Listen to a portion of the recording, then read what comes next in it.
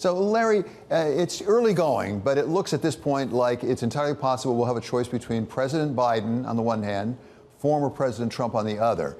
Give us your sense from what we've seen so far about these two people and what they would embrace as economic policies, what difference it could mean for our economy. David, I think this is probably the most consequential presidential election since the Second World War. I think you have a broad sense of what President Biden would support because you've observed what he has done. His has been a Keynesian approach to economic management. He has felt that one needs to put very substantial emphasis on market failures, particularly in areas relating to the environment and climate change.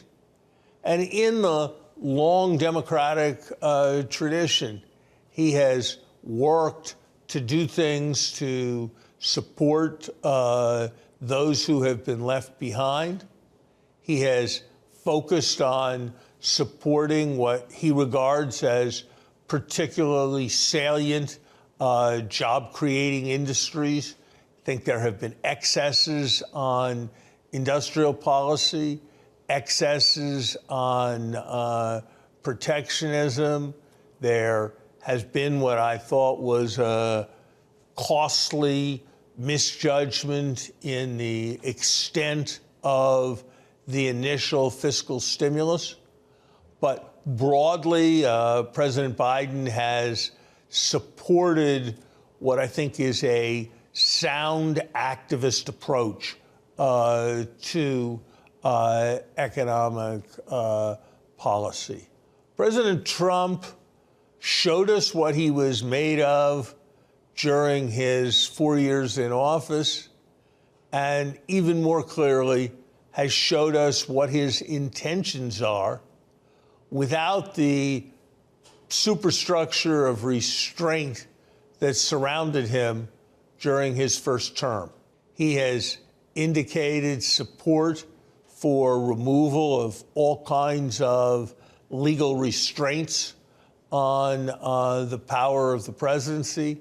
He has spoken of being dictator for a day.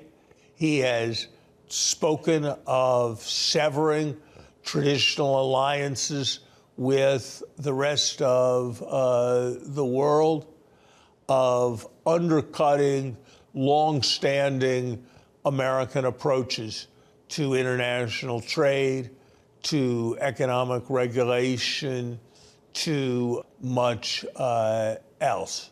I think all of this is very threatening to the American economy in the same way that populism, while it sometimes yields temporary and initial economic benefits, it did for Mussolini, it did for Perón in Argentina, ultimately brings a great deal crashing down around it.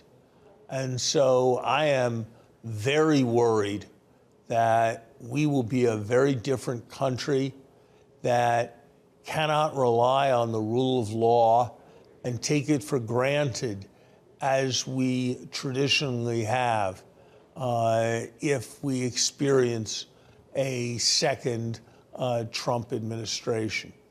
Larry, if we cast our minds back to November of 2016, there were a lot of concerns about President Trump when it became clear that he had been elected. And in fact, you remember the markets really went south very dramatically initially, but then they rebounded.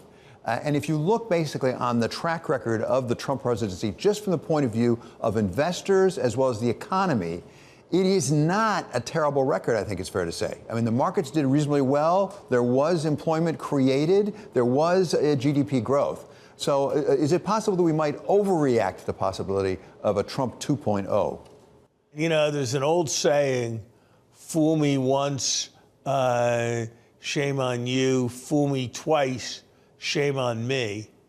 That's going to be the way the rest of the world is going to see it. The rest of the world, which has had so much faith in the United States, for all their resentments, and so many have been so reliant for so long, were prepared to see a first Trump term as an aberration. But after 91 indictments, after the events of January 6th, that is not how they will see a second term. That is not how they will ever see America again. That will represent a loss of the moral authority that the United States has had since it won the Cold War, since it won the Second World War. And that will, I think, make for a much less stable world. And so my plea to my friends in the business community is, I understand some of your concerns about overly progressive, overly government interventionist policies of the Biden administration. In many cases, I share some of those concerns. But that is a very different thing than undercutting the entire framework within which the United States and its business community have operated for all of our lifetimes. And that's a risk that I think we have an enormous stake in resisting. And I think history will judge very badly those who, for the sake of a more expedient, as they see it, corporate tax position or a relaxation of what they see as overly burdensome regulation, go along with the subversion of American democracy. And that is what is at stake in this election. I would not be speaking in anything at all like this way if we were talking about an election involving Nikki Haley and, in fact, an election involving Chris Christie. But I think the involvement of ex-President Trump takes all of this to an entirely different level of concern.